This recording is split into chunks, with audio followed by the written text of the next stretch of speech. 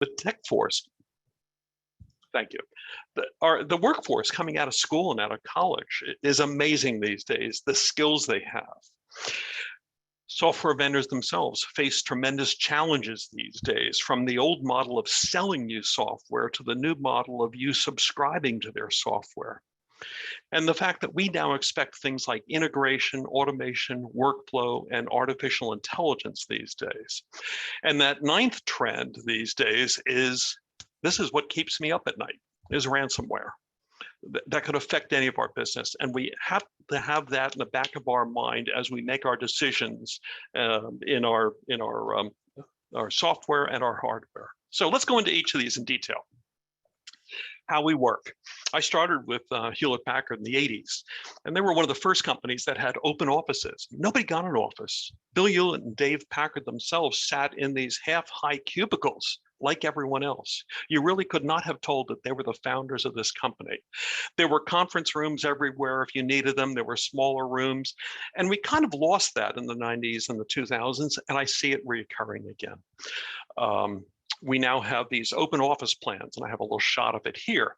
And there's not only conference rooms, there's little rooms around the perimeter because we're all sitting out in open. So when we need privacy or we want to jump on a web meeting, we take one of these, we grab one of these little rooms around the perimeter. So we're very mobile. We're constantly up and down in our desks, out of our desks. Nowadays, we're working from home or we're working from co-working spaces. We may never go back again to full-time working in an office. We may or we may not, but changes have come about from COVID. I think some of these changes, I hope, stick around. I hope we learn from them. And increasingly, our staff does not need to be where we are. We do not need to work together. I have a new client who's in Arizona. His administrative assistant is in the country of Colombia, and they work remotely together. He doesn't need to be here. Okay, the next trend, mobile. We have mobile everywhere. We have Wi-Fi everywhere. We can get 4G and now 5G everywhere. Mobile is everywhere. They're highly portable. They're always on and ready. We're not booting them up and we're not waiting for them. Many apps have local data right on them. So even if we are out of a signal area, we still have data on our devices and we can update them. Zoho CRM, for example, keeps data on the tablets and the phones. I can make changes, I can schedule things. When I'm leaving a meeting, I have my headphone on, I'm recording my notes from that meeting in there. And even if I'm offline, that's okay. The next time I open up and I'm in the office, it'll sync that data back up.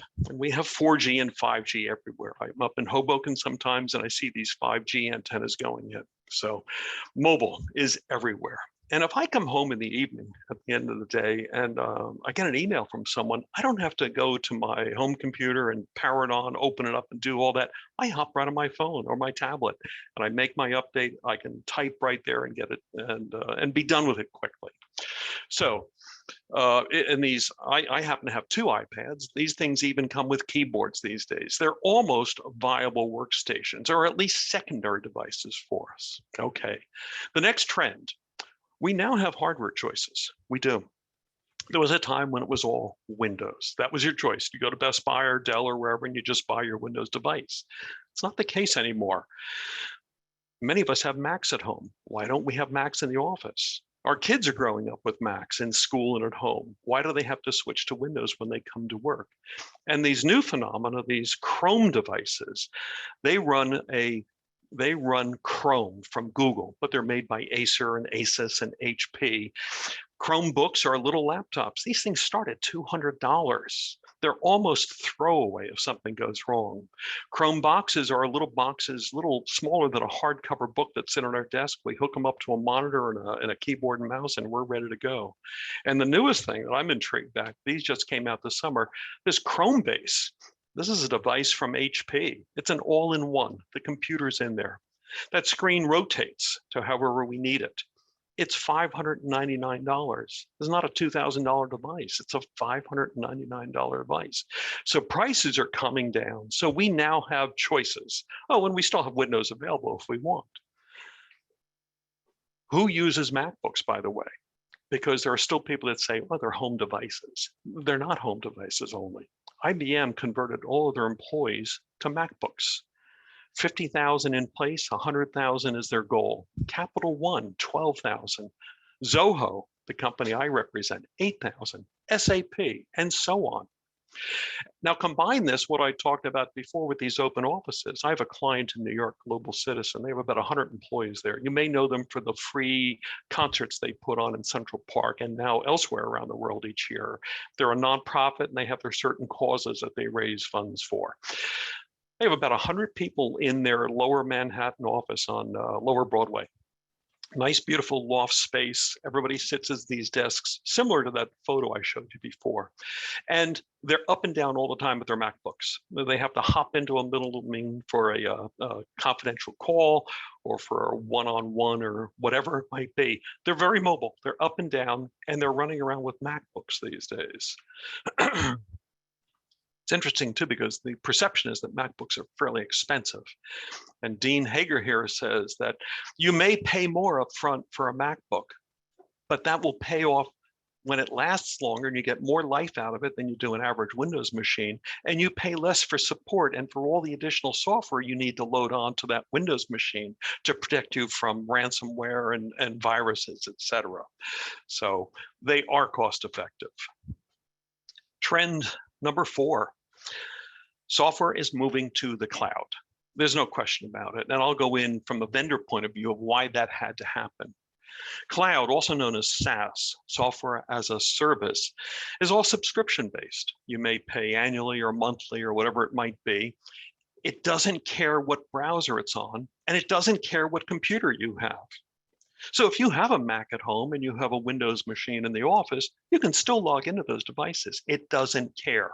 I think the best browsers out there are Firefox and Chrome and Safari. They're the most widely used, the most universal. And I think if you stay with one of them and definitely you shouldn't be using Internet Explorer anymore at all. And Edge from Microsoft, the replacement for Internet Explorer, is still fairly immature. And we'll find these days that more and more software is installing into the browser. There's extensions for Chrome that will do things, and I'll talk about some of them later. So cloud means anytime, anywhere, log into it and it's yours. And versus the old on-premises, which still meant desktop servers, networks. You buy it, you have to keep it up to date. There's periodic patches and fixes you've got to apply. And then what happens when you're not at your office? If you have like the old version of ACT, the popular contact manager or CRM, and you have it on your machine in the office, well, you don't have it on a PC at home. You need to now log into something like Go to My PC and then open up the software. It's really kind of kludgy, I would say. And oftentimes these on-premises software don't offer mobile because they're written for a Microsoft computer. Then you have a third case, which is the worst of all. It's a hybrid. And it's for those vendors that really can't get their software into the cloud. So they now built in functionality into their software so that you have to pay every year for it. And if you don't pay at the end of the year, your software is always checking in with the mothership to see whether you paid. And if it isn't, it stops working. That's software that you're paying for, but it's still on your computer. So let's take a look at the next one. I love this. This is a t-shirt I see around. It says, there is no cloud, it's just someone else's computer. And technically that's true, but that's a typical data center. And that doesn't look like any computer I've ever seen. These are secure, they back each other up, they're around the world. There's security, there's everything in place there. It's not quite the same as that desktop sitting next to our desk. Okay. Kevin, we had a comment from one of the people. Yes. And they just wanted you to slow down a little bit. You're going a little fast for them. Sure. And they're trying to really understand everything you're talking about. And I don't know that people understand what CRM is. So maybe you can give a little explanation of what that is so that people know in the background what you're talking about.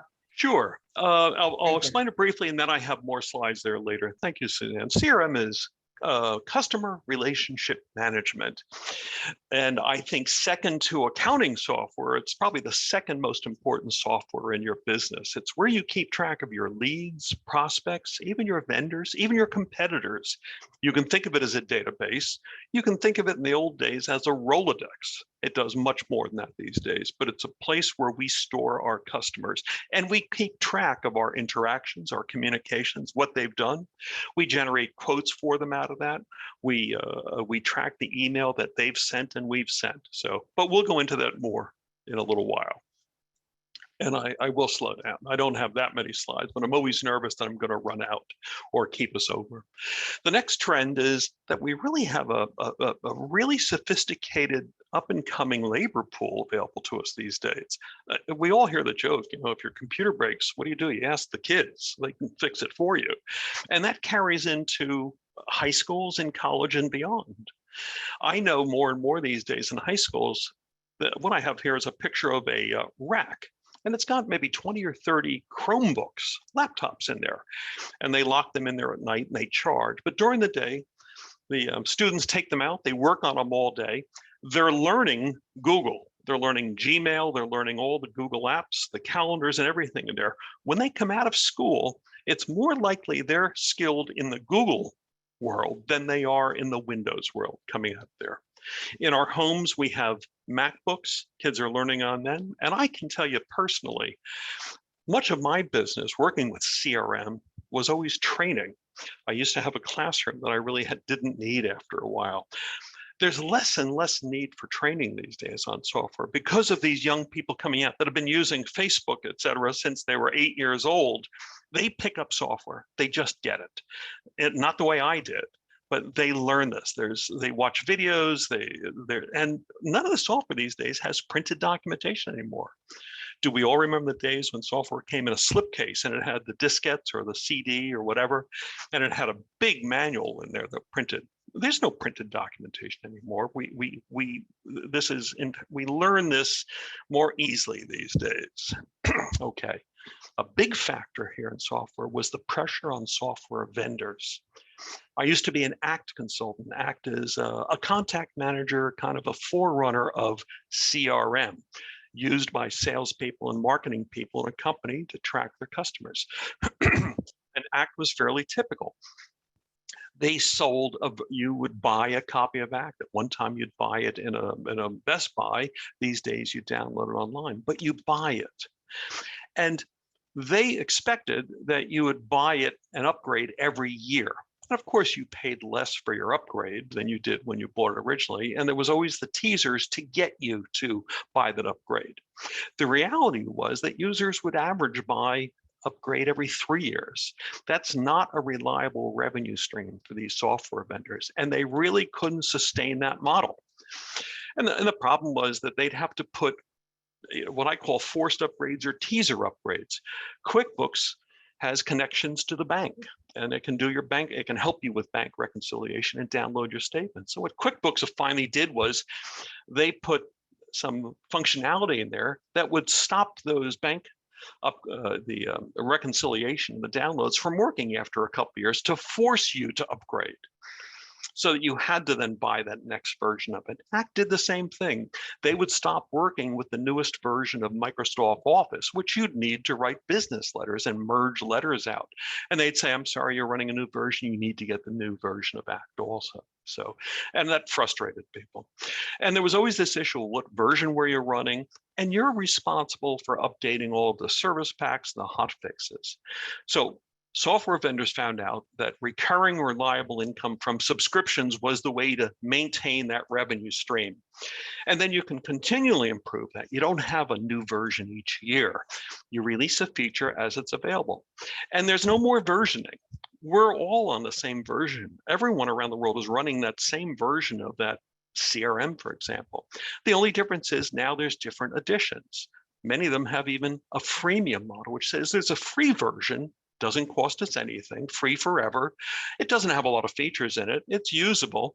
But if you want all those additional features, there's version or features above that you pay more for each month or each year. And these software, they upgrade themselves these days. They update automatically. You log in on a Monday morning and there's a new feature that wasn't there Friday when you close down. So software vendors have had to respond. And like I said in a prior slide, some of them actually had to go to a what we call a cloudify model, which means you're subscribing, but that software is still in your machine. Adobe was fairly famous for that with the Adobe Creative Suite. You still install it, but you better pay every year or that stops running. So that's yes. Can we go back one more slide to trend 5? There's a couple questions that have been asked, and I think it's important to answer them timely. Sure. I think it's Okay. one more, go to 4. There's a Okay. question from Betty about why is hybrid the worst choice? Can you kind of go through why you think having that? Yeah, it goes back to what I said here a moment ago. When you locally install the software, you are responsible for it. You're responsible for when it breaks, if there's fixes that are released. Let's take ACT, for example. They would release a new version every Labor Day, let's call it. And by the way, they did go to this hybrid model. So every Labor Day, a new version comes out in an attempt to get you to upgrade. Now, over the course of the next 12 months from that, they may find there were defects in that software. The worst defects might cause data loss. Those are lawsuit style defects that they have to fix. So they release these hot fixes, and you have to go around to all of your computers that have ACT and install that hot fix all at the same time. You have to get everybody out of the software, install the hot fix, then carry on. Over the course of the year, they might release a service pack or two. These were usually some minor fixes, things that people complained about, but not data loss, something less important than that. You didn't have to install service packs, but there may be some new functionality. Again, get everybody out of the software, go around and install it, and then bring everybody back on. So that's the problem with on-site software. And usually this software runs only on Windows. Now, some of them like Adobe, yes, they may run on Mac too, but much of the software, and again, let's use ACT as an example, was Windows only. So you couldn't use those Chrome devices. You couldn't use those. So, but yet you're still paying. You're paying each year for an on-site software that you're responsible for. So does that answer the question, you think, Nancy? I think so. And Betty, if you have further questions, just put them in the chat box. Yeah. There was a question about QuickBooks. Yeah. Do you recommend using QuickBooks, or are there risks to that you want to explain? Well, I'm going to go into QuickBooks in a moment because I have personal experience with that. Can we wait until that slide? Sure, sure. Because I do talk about QuickBooks and the various versions of QuickBooks, and QuickBooks has on-premises and online versions. So we'll contrast and compare on those if we can. Excellent. Good. Okay. And then see the skilled labor pool. There were questions here, Nancy? Not for this one. Nope, not yet. Okay. We're done with the questions now. We can move on. I'm sorry about Okay. No, I welcome questions, definitely. Okay. The next major trend I see is the change or the evolution in business communications. We're all drowning in email. And our email, our business email, is our staff, our customers, our leads, our prospects, our vendors. And I want to focus on the staff email. We're emailing each other inside the business. What if we got that off of email? What if we had separate channels where internally we can talk among ourselves, we can create different groups, we can have ongoing chats. So it's not just email, it's chat, it's conversations. HR can have their own group where they post things. It's an internal, I hate to use the word, but it's like a Facebook for companies, but without the kitten pictures. It's business is really what it's for. And everyone's doing it these days. We've heard of Slack, Microsoft Teams, Zoho Click. These are all separate communication systems. And the goal is to get staff, employees off of email. What does that leave email for? For the important things, leads, customers, prospects. And even these days, I say customers, but more and more companies are putting their customers on Slack and on Teams so that we can even communicate with them there also, because many times that communication may need several people inside my company. But as we collaborate on projects inside the company and we're working together on teams, what better way to do it than to get it off of email and into these there's really not a good consistent name for them, but they're sometimes called enterprise social networks, ESNs, but they really go by the brand names we see. And Slack really is the number one out there. Microsoft Teams was their response to their jealousy at seeing how well Slack was doing. Microsoft Teams, though, includes web capabilities, it includes offline capabilities. I mean, there's a lot to these. So that's a major trend these days. Trend 8. I attended a presentation from Zoho years ago, and they talked about what drove them to the software that they provide. And I'll talk about Zoho more. And what they said was that hardware became a commodity a long time ago. You go to Best Buy and you're going to buy an HP computer or this computer. They're really not that different. You may like this one because it has more memory, or the color on that one, or this one has a steel case, not a plastic case, but they're pretty much a commodity these days.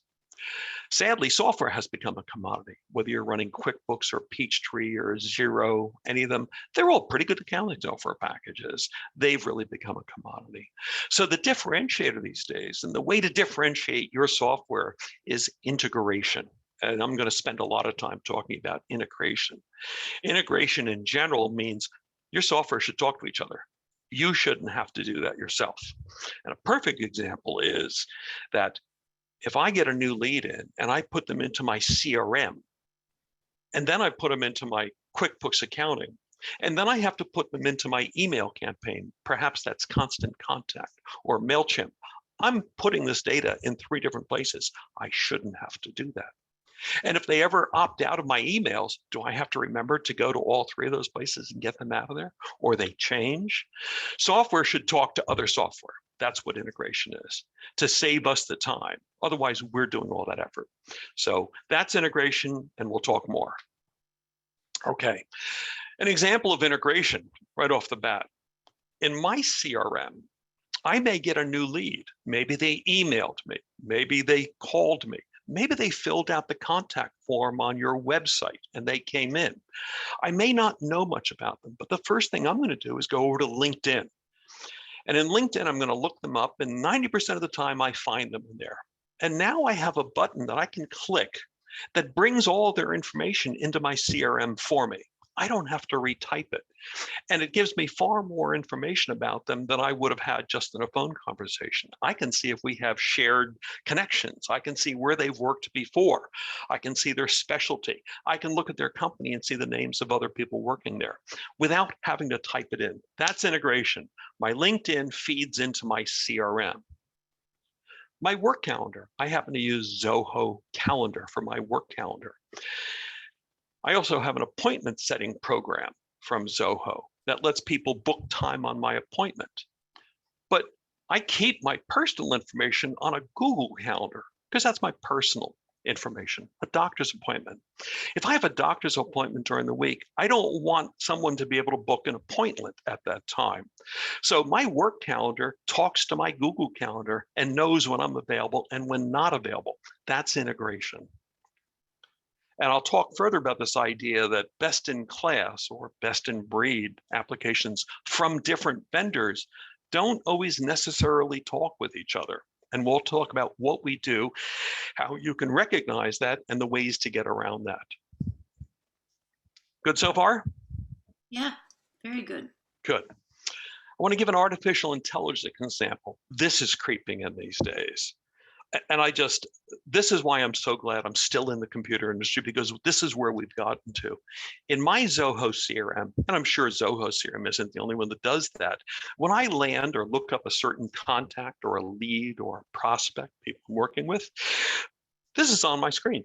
It says the best time to call them. In this case, this contact was the best time to call them was 12:30. I didn't ask for that. CRM is looking at when they've called me. Doesn't matter whether I answer or not, because my telephone system is linked into my CRM. And it also looked at when I called them and they answered. That must mean they're at their desk. So from that, it can tell when a good time to call them is based on my history of dealing with them. Likewise with email. It knows if I send them an email, it knows when they've opened it. So based on when I email them and when they've opened it, and correspondingly, when they've emailed me, it gives me some times to email them. That's artificial intelligence. I love a product called Grammarly. It's a subscription. It runs in all of my apps in my browser. It suggests grammar, spelling checks, even the tone of my voice in my email. Am I being aggressive? Am I being too passive aggressive? Whatever it might be. Grammarly is another one of these that uses AI to really analyze how I'm talking and what I'm saying, and complimenting me at the end of the week on new words that I've used. One of the best examples I have was one of the earliest of AI. years ago using Gmail, I must have signed a contract and sent it back to the person. So I wrote them an email and I said, I've signed your contract and it's attached here. And I went to send it, and Gmail said, you used the word attachment, but there's no attachment on this email. Did you mean to attach something? To me, that's what I want software to do, is help me not make mistakes and make me more efficient. So we're seeing AI creep into everything we do these days. Okay. And Kevin, Yeah. Suzanne wrote that there's also a free version of Grammarly that people can try it out, I guess, and then decide to subscribe. Just want to make sure everybody knows that. And Nancy, I have another later slide where I'm going to talk about when we evaluate cloud software, about free versions and trials and demos and credit cards and things like that too. So some tips as we work on that. So thank you for that. Automation example. I get my hair cut up in Hoboken at a barber shop up there. I go to their website. We all do this probably for massages and salons and the like. We take it for granted these days, but we go to their website and we pick out the day and time that works for us. It asks us our credit card information, or maybe we've stored our credit card information there before. It blocks out that appointment so other people can't use it. It lets me cancel or change if I need to, if something else comes back. It reminds me that I have this appointment coming up, the appointment. After it may send me a survey. How was the service? Maybe you've heard of the Net Promoter Score. It's a very, very popular score to use in business. And it really comes down to one question. How likely are you to recommend us to others? And it's very, very tight on what it expects on a scale of 1 to 10. So it sends me that and I respond. And it puts me on their regular drip campaign. If a new operator joins that barber shop or they have a new service they offer, I get that automatically. That to me is automation. And we've reached that point where our software is doing this for us. That happens to be Square that does that. I'm very impressed with that business. They started really just accepting credit cards on these little devices in our phones. They've now really fleshed that out to retail businesses that are appointment-based. So that's a good example of automation. An example of automation that I use in my business with my CRM. I have a web form on my website. Contact us. We see those all the time where you fill in your name and your phone number and your email. In my case, that lead coming in checks my CRM to see if that email address is in there already. The email address is a good field to use to see if it's going to duplicate it or not. So let's assume that I'm not in there, that lead is not in there. So it adds it to my CRM. It looks at maybe the area of the country they are, or their area code, or the product they're interested in, and it assigns it to the right sales rep automatically. It sends an acknowledgement back to that visitor, thanking them for visiting and saying that Ray, your sales rep, will be calling you tomorrow. It then sets a task for Ray to call them by 5 p.m. tomorrow, for example. And then it puts them into my campaigns program, like a Constant Contact or MailChimp, to put them on a lead campaign automatically. Now, they're in my CRM. If they ask for a quote or an estimate, and I do that, it now pushes them over into my accounting software. I didn't have to double enter this.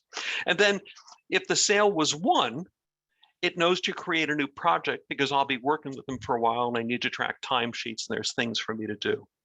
So, by the way, the email campaigns in step number 5 is intelligent enough to also recognize that, let me get back. If that customer bought something, take them off that lead track and put them on a customer track. Don't keep sending these that we'd like you to be our customer. They are our customer now. So there's intelligence going on in that campaign to put them on the correct track.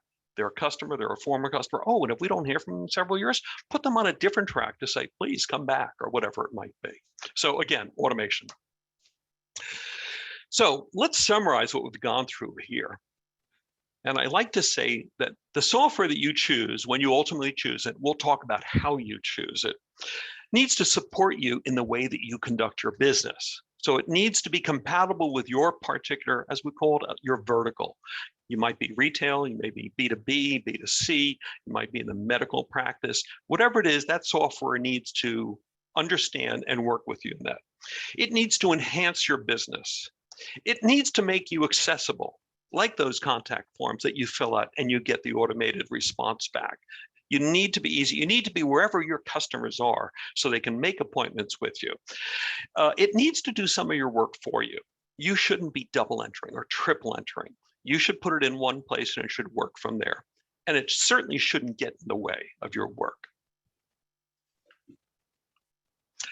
One of my favorite phrases is being efficient and being effective. And how are they different? And I love this quote. I found this on a person on LinkedIn. And he says, I define software effectiveness as doing the object effectively or correctly. Efficiency is defined as using it optimally, so reduced time, staff, costs. I've also heard it called doing the right thing versus doing things right.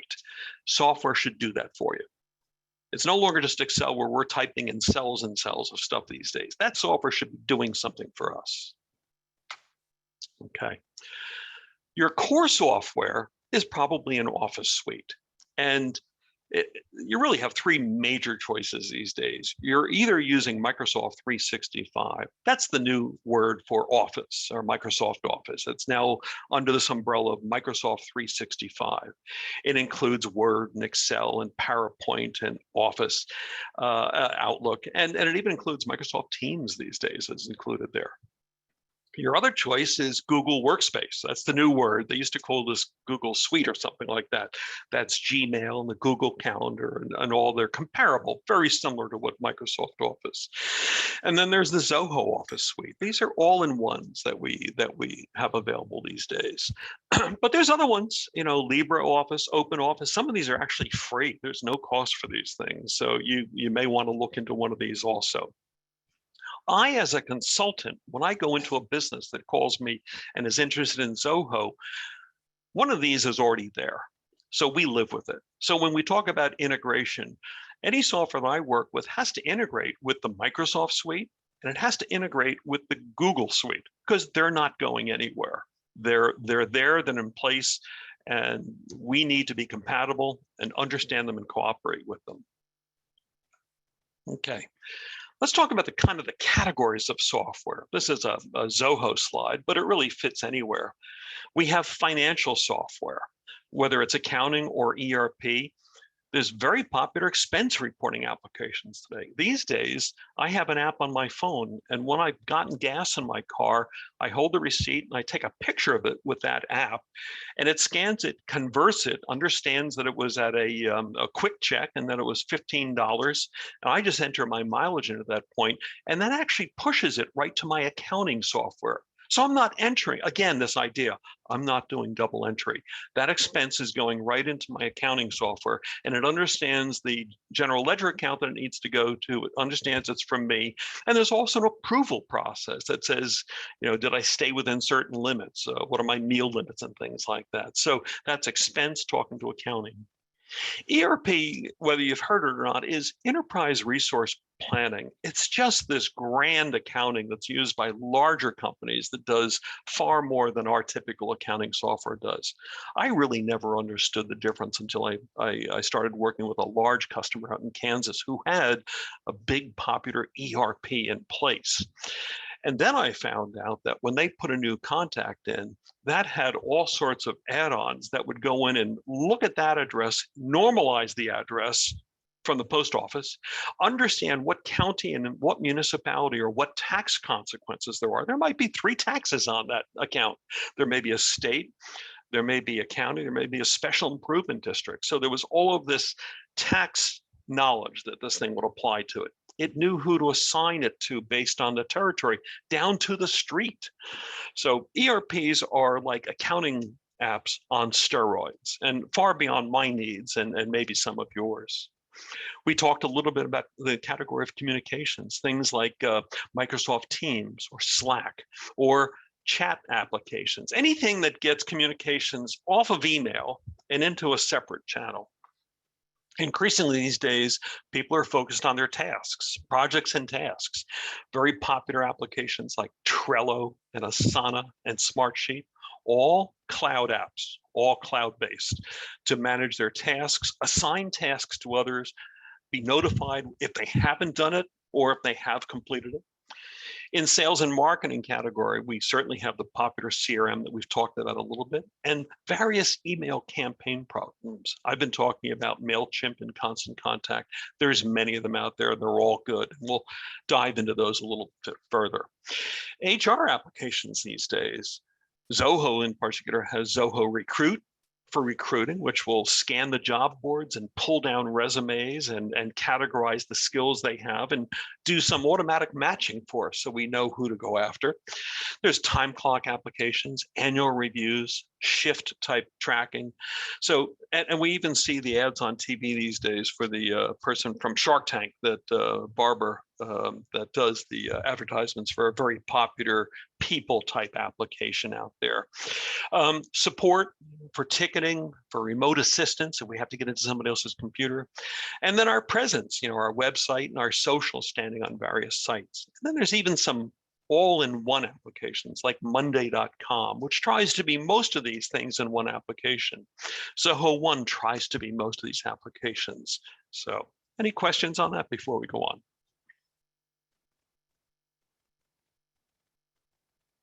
We're good? Okay. I have one, Kevin. Yes. There's a lot on the slide for a very small business that's like less than 5 employees. Do you have any advice or recommendation of where they should spend their time and research and exploring on each of these? Can you kind of give some advice? Yeah, that's a good question. There are several choices. They should be looking at something like Monday.com. So Monday.com is not email, it's not a word processor, but it manages all the tasks that people have to do and the projects they're working on. And it does tie into their email. So if you're using Microsoft Office and Outlook, or if you're using Gmail, it talks with them, it integrates. So it can do project charts, task tracking. Popular thing these days in all of these applications is Kanban views or columnar views, where we see what hasn't been started, what's in progress, what's completed, what's waiting on others, for example. So they're all giving very visual views of what we have to do to keep us on track. The point is so we don't drop the ball on things that we owe, particularly to our customers when we promise things. So a couple of basic pieces of software, you probably need accounting, and we'll talk about that in another slide. You probably need some type of CRM, and elsewhere in here, as needed. If you're going to go with Microsoft Office, you're getting Microsoft Teams, and it's going to, so you have it, and I would recommend you stay with that. Why would you use Microsoft Teams if you have Microsoft Office rather than something like Slack? Because Microsoft has integrated all their apps together. They work very well. It's nothing to get these things to talk to each other. Okay, thank you. Okay.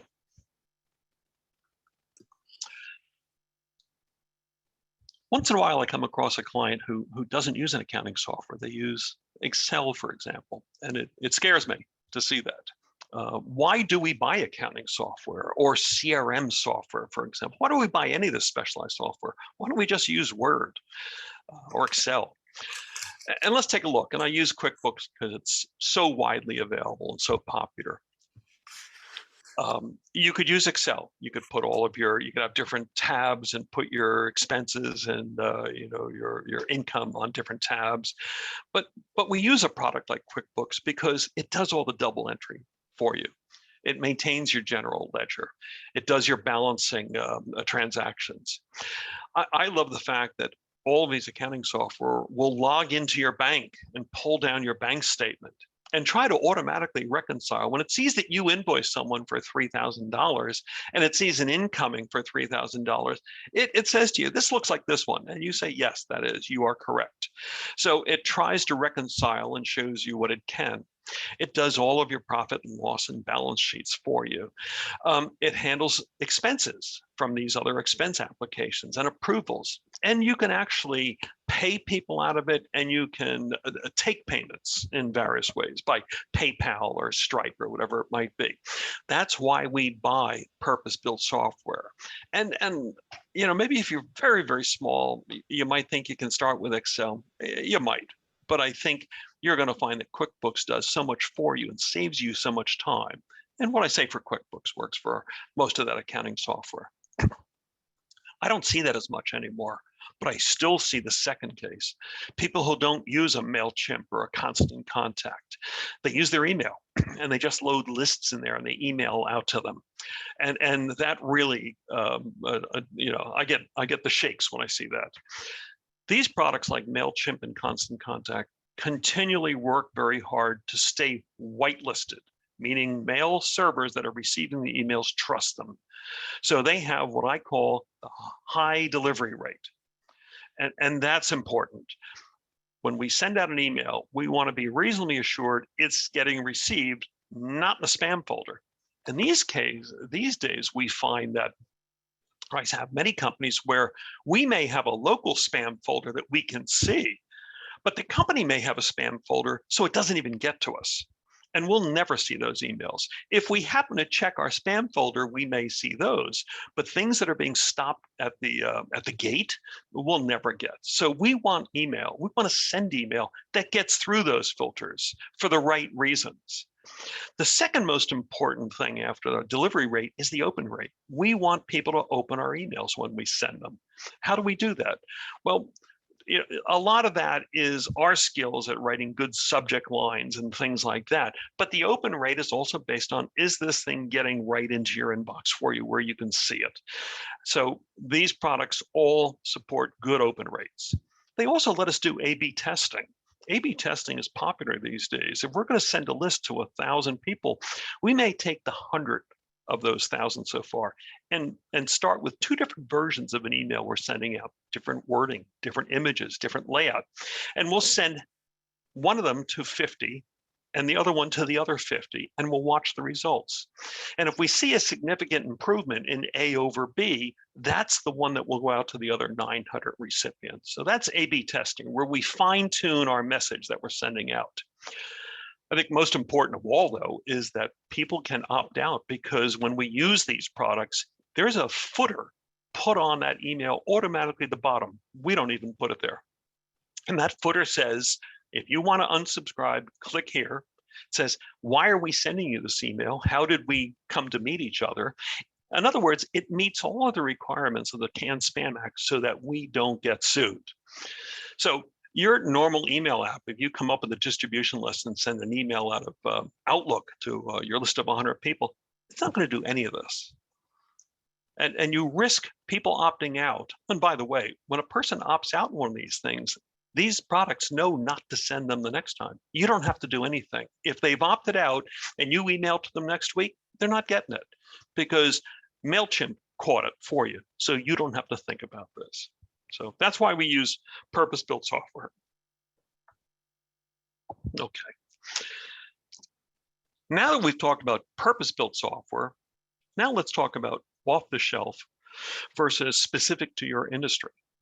So QuickBooks itself is an off-the-shelf accounting software. And there's more to it than that, but it is off-the-shelf. And CRMs are off-the-shelf, basically. Now, you need to kind of think about, are your needs so special that you need something more industry specific, written for your industry? Now, in the case of QuickBooks, that's pretty easy. They have QuickBooks for nonprofits. They have QuickBooks for contractors. They have QuickBooks for different industries. So you could consider them industry specific, and they are more expensive, but they know how to do the things that you need in your industry. And there are the rare occasions where maybe nothing exists for your particular industry. And I've had cases like that, where I've had to write applications because nobody had written software to do that. We'll talk a little bit more about that. But if you're in a particular vertical, for example, if you're in some type of medical practice, you've got HIPAA requirements. And this is something I've had to learn over the last couple of weeks with a client of mine, and really dig into what HIPAA means, and encryption, and preventing that data from getting out of that application. It's the opposite of integration. We can't let HIPAA type data integrate out into other applications. And by HIPAA, I mean specific medical information, surgery, symptoms, things like that. But the medical practice software needs to handle claims. It needs to know how to code the findings, et cetera. So that's vertical. Rarely do I get involved in medical practices because their needs are very specific. Salons, dog grooming, massages. We already talked about how we can make appointments with Square. So there are applications that come fairly close to a vertical, like Square, for retail operations that are appointment based. I just got an estimate from a builder here to do some work inside the house. He uses estimating software. It understands probably by the day the price of wood. We all know what's going on with wood these days. Since COVID, it's escalated. His software keeps in touch, updates the pricing on these things. And when he says, I need 2 sinks and a tub, that estimating software knows what that costs in this area of the country. So very specialized software for renovators or contractors to provide those estimates. Financial advisors have their own specific needs. They may need to track the portfolio of their clients. They do something called householding, where they need to know every member of that house, because partly they're future clients as they grow older, but also because they may need to plan for them in their financial planning. And they have compliance issues. They cannot delete email. They have to track everything they've said. So restaurateurs, reservation systems and the like, these are all very specific verticals that usually have their own specific software. And we'll talk about how we might find that. So now, I want to touch on for a moment. I briefly mentioned before this idea that there are best in class and or best of breed, if you want to call it, applications. And this is opinion, strictly opinion. I happen to think that Gmail is the best email going. And I want to clarify something here too. My email is Chieff, that's my last name, at softskills.com. That's a Gmail address. And people would say, yeah, but it doesn't end in Gmail. No, Gmail will host your email for you under your domain name. And it's a very, very good email system. Their spam blocking is the best out there. So don't think that Gmail means at gmail.com. It'll mean whatever your company is. I think it's as good as Outlook, maybe even a little bit better in some cases, like spam. Let's say that QuickBooks is probably the best accounting software out there for general purpose. Let's say that Zoom that we're using here today is undeniably the best web conferencing software out there. When I can get on with family who are in their late 80s and they can get through Zoom and know how to use it, that attests to the quality of Zoom. And the quality of the call and the audio is all very good. Slack is arguably the best of those communications programs we use for internal communications, getting it out of email. Calendly is a very, very popular appointment setting program. WhatsApp is not as big in this country as it is around the world, but it's coming. WhatsApp is becoming a dominant communication system. Besides phones, WhatsApp is going to be the next big communication system coming in. I love Zoho CRM, but I have to admit that Salesforce dominates the market. It's the most popular and the most expensive CRM out there. And MailChimp is a really great email marketing program. So what I have here is really a best in class of these 8 categories of software. What's the downside of that? Because we do want to use the best of everything, right? But the downside is we're paying 8 separate subscriptions for these. And I was here at one time, and I gradually started to move to the Zoho apps because admittedly, I'm a Zoho partner. I get it for free. There were 50 applications in there. So I went with, instead of Zoom, I use Zoho Meetings. Is it as good as Zoom? Honestly, no. But it's free. It's not a separate subscription. And I do have to watch my subscription costs. Now, some of these applications are so widely used, like Gmail and QuickBooks, that other applications integrate with them because they have to, because they're expected to. That integration may be out of the box. I mean, there may be a setting there and you say, QuickBooks, use my Gmail when I send an invoice to the customer, okay? I want it to go out through my Gmail or my Outlook account. I need it to go there automatically. You don't have to do anything for that. It's built into the application. All you may have to do is, here's my email address and here's my Outlook password. And QuickBooks now knows how to send your estimates out for you through there, which means they'll be in your sent mail folder in Outlook. You can keep track of them. So that's out of the box integration. That's the best. You may not have that with some of these applications. You may have to go with third-party integration. Now, Zoho CRM admittedly does not connect with QuickBooks. Salesforce itself does not connect with QuickBooks, But in the case of Salesforce and with Zoho, there are third-party companies, other companies that make the connector that connects Salesforce or Zoho CRM to QuickBooks, but they're expensive. That's often another subscription, and if you may have no choice, but if you do, you may want to avoid that. And if those fail, maybe this product called Zapier, Z-A-P-I-E-R, you may not have heard of this. Zapier is a cloud connector. It understands hundreds of cloud applications, and it's basically you connect this block of QuickBooks to that block Gmail, and then you say what I want it to do. When I add a new bill in QuickBooks, send this email in Gmail. Now, that's a bad expression because it connects directly, but it will say maybe in QuickBooks, when I add a new customer in, push it over to MailChimp, because maybe QuickBooks doesn't understand what MailChimp is or has no awareness. Zapier will do that for us, but that's another subscription. And then finally, when all of those fail, then you ask the question, do they have what's called an API? And that's another term you may not be familiar with. That's an application programming interface. But really to us, what it means is it's a common language that these programs all speak. If a program has an API, that means I can set up a little program and get to it and ask for data and get data out of it, okay, given the right credentials and password. But that costs money. You're going to be paying some developer to do that. I have a new client up in Connecticut, and they build these custom versions of old Defenders, the Land Rover Defenders.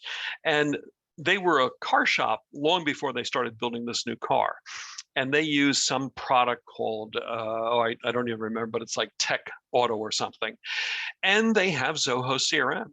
Now, Zoho CRM is more now for this new Defender model they're building. And these things are in the $150,000 range. So they're looking for a few. They're going to build 10 of them this year. So they want to track people that are interested in this car. That's a great use for the CRM. So you can continue to email to these people, tell how you're doing, show them the options that are available. But they have that back of the house auto repair application they use, and they want them integrated. Well, Zoho CRM has an API. Like I think every one of these applications up there has an API in them. The popular ones do. But that tech product does not have an API. There's really no way we can get that data going back and forth automatically. We will have to export data into a list out of the auto product and import it on a regular basis into CRM. Very manual process. We want to avoid that. I'm sure there's going to be some questions on this slide. I can pause here for a moment.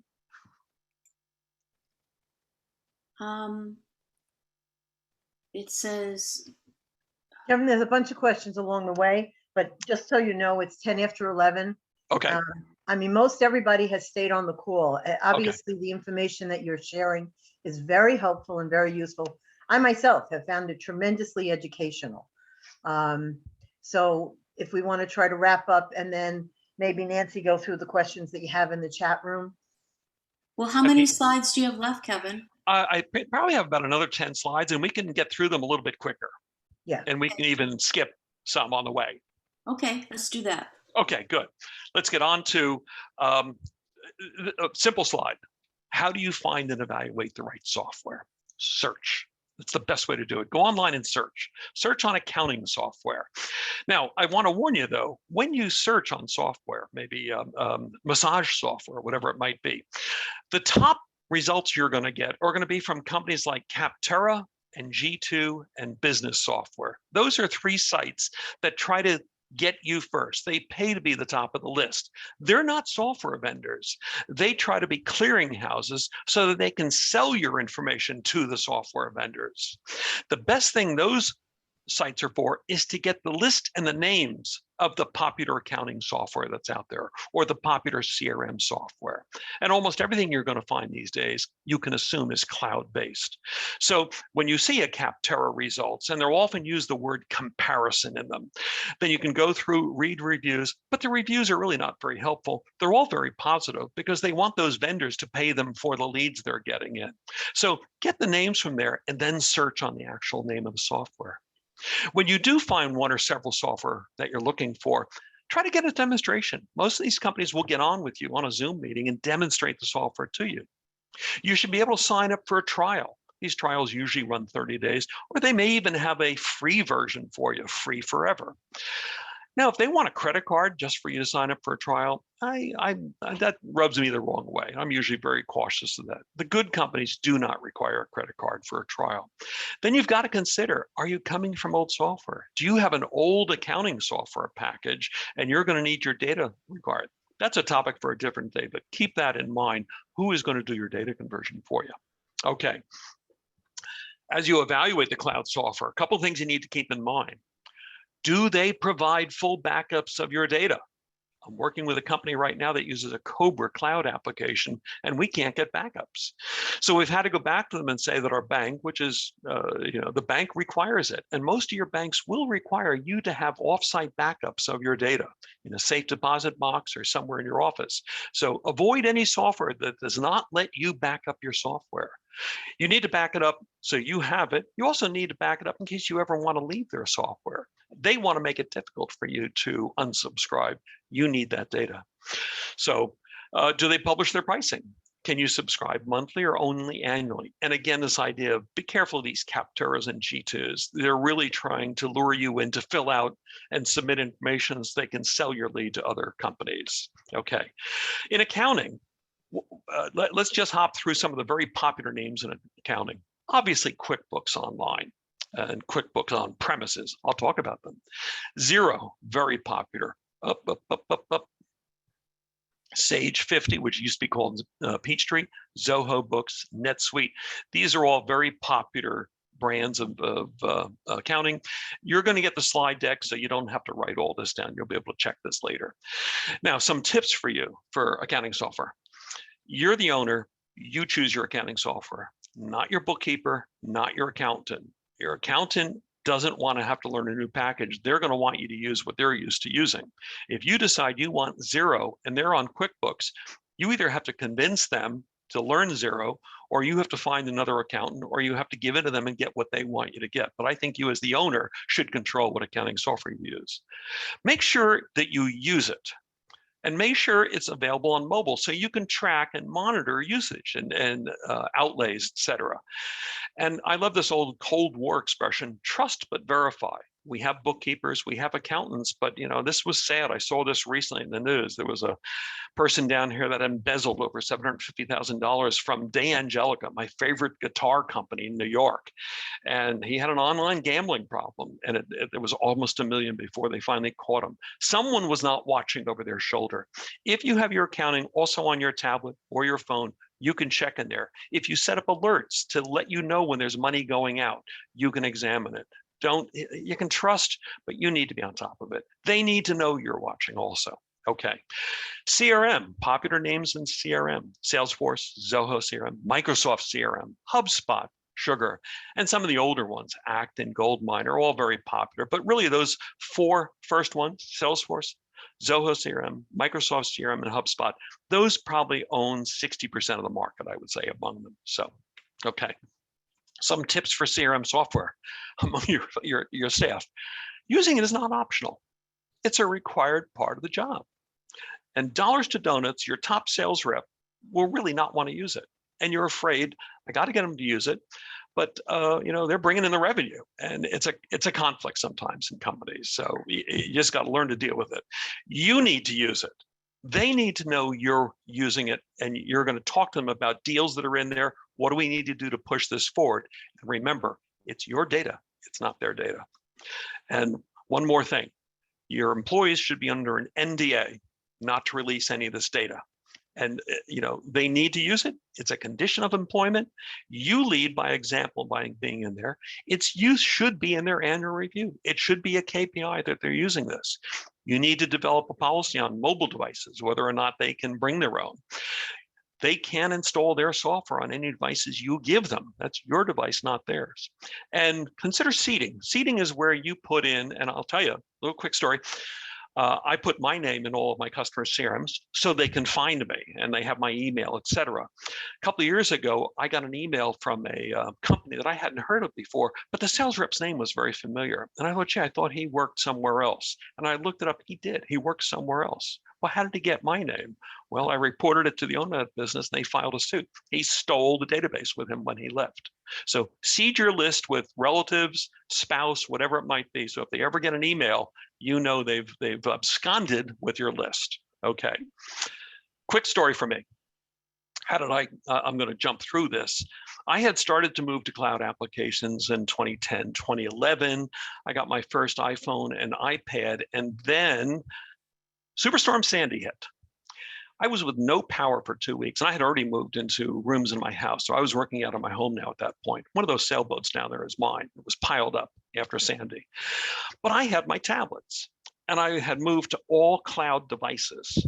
And I was able to continue to work with no disruption from my mobile devices, responding to email, putting out quotes, billing people, whatever it might be. I would walk those things out to my car each evening, plug them in and charge them overnight, come back the next day and work. My customers may not have even known that I was in the middle of a superstorm Sandy with no light. So to me, I saw the light on the superiority of cloud applications after Superstorm Sandy.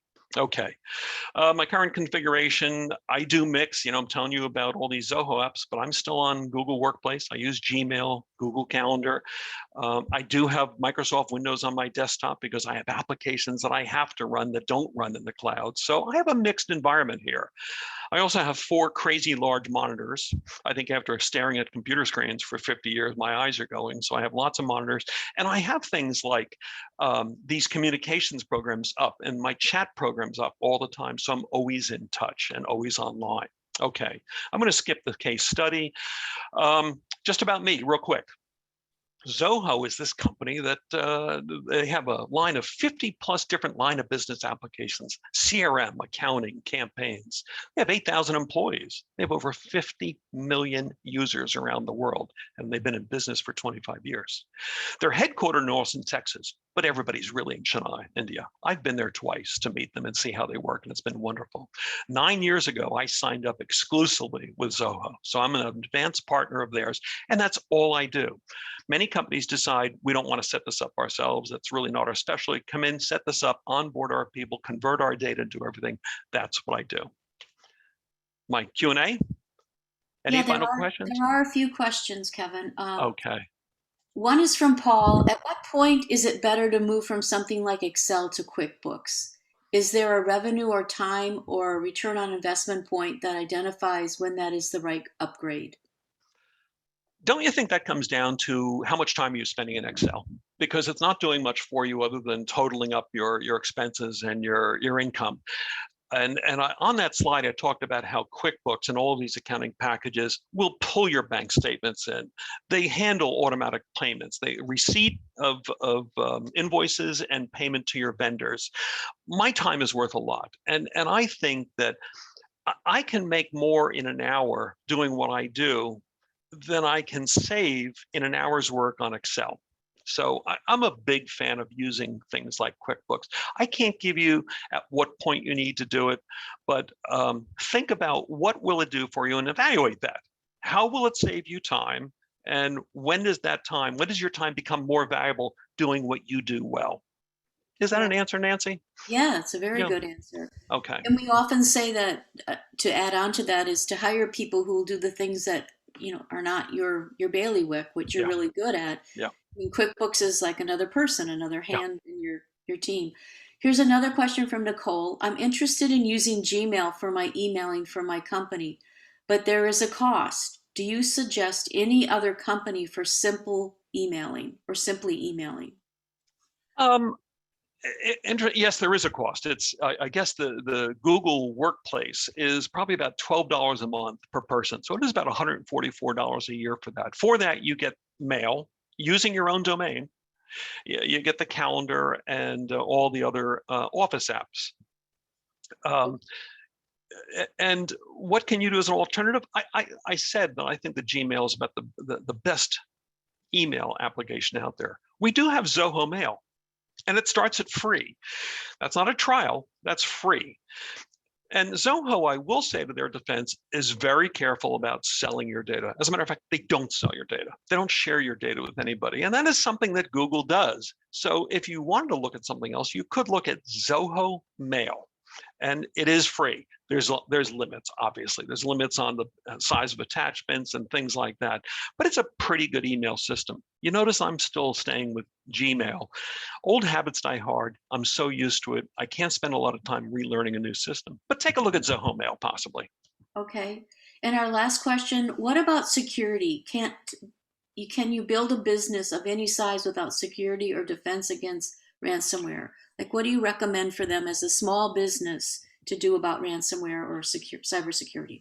Nancy, I didn't emphasize this enough before. I really only touched on it. Your best defense against ransomware are those Chromebooks and MacBooks. Stay away from Windows. Windows are the most, and why is Windows so prone? Partly it's because of all these holes they find periodically, but partly because most of the world uses Windows. So if you're going to attack a market, you're going to go after the market dominator, and that's Microsoft. That doesn't mean that MacBooks and Chromebooks don't ever get ransomware, but it's a fraction. And Google, it's constantly updating the Chrome operating system, which is their version of Windows, to protect against it. I think those are the best things you can use. And Gmail is pretty good at capturing ransomware inside of payloads, inside of email attachments. They're really very good about that. So I think those are the things you can do, is consider MacBooks and Chromebooks, and consider Gmail. Okay. I think I have all the questions, and I know we ran over, but it was very useful. Excellent, Kevin. This was very informative, and I really appreciate all the time you gave us today. Can we go back to your information slide, just so Sure. in case folks want to write that down? I also want to say, too, that if you see my car here, you'll see the Zoho license plate on it. The folks from Zoho just thought that. They were tickled to see that. They never thought of that. If you ever see me on the highway, honk your horn, pull me over, do whatever. I'd be glad to talk to you. Just look for Zoho on the license plate. Now, contact information right here. Yep. So it's chieff@softskills.com. Yes. Okay. And keep in mind, like I said, that's a Gmail address. It doesn't say @gmail.com, but Google will host your business address as part of that Google Workplace. And I think they do a very, very good job on it. Yeah, I'm going to check into that. So this is great. We will be sending out the copies of the slides, and you can find the recording on our website next week at northwestnewjersey.score.org. So you'll get that information when we send the thank you email for attending the webinar. Okay, thanks a lot. Nancy, Kevin, Suzanne, thank you so much for your help and for inviting me to talk. I've enjoyed it thoroughly.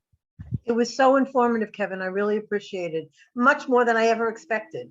Thank you. You really gave an educational overview for people to really understand their options. And we appreciate that. That was exactly what the folks from the clients from SCORE really needed to really understand